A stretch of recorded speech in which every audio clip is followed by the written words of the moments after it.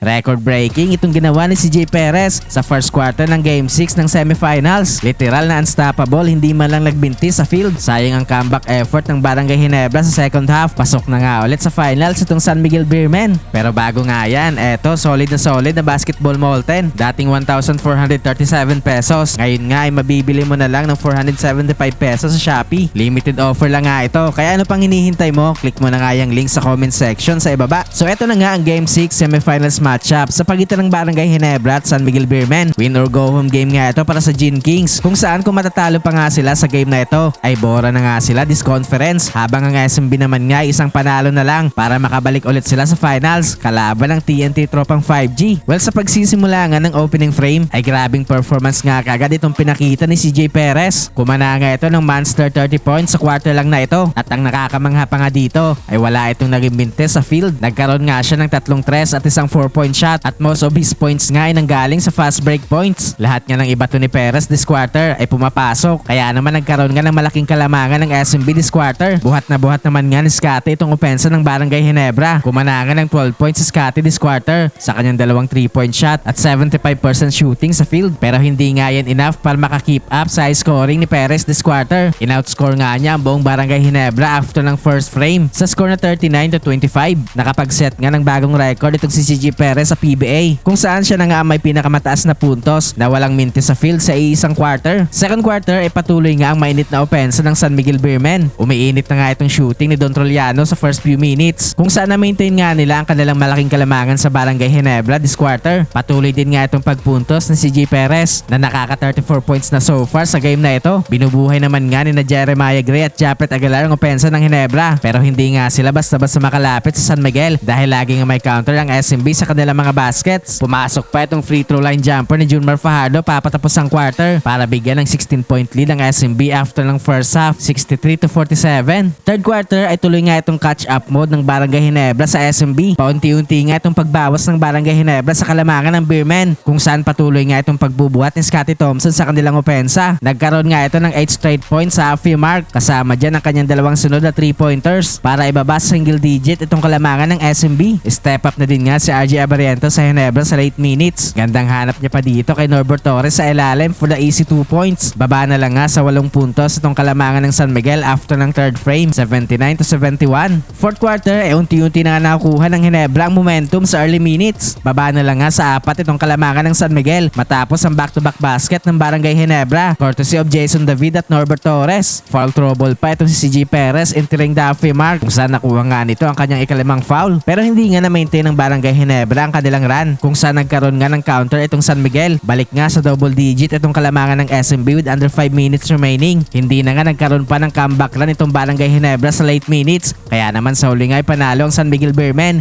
kung saan pasok na nga sila sa finals. Makakalaban nga nila ang TNT tropang 5G.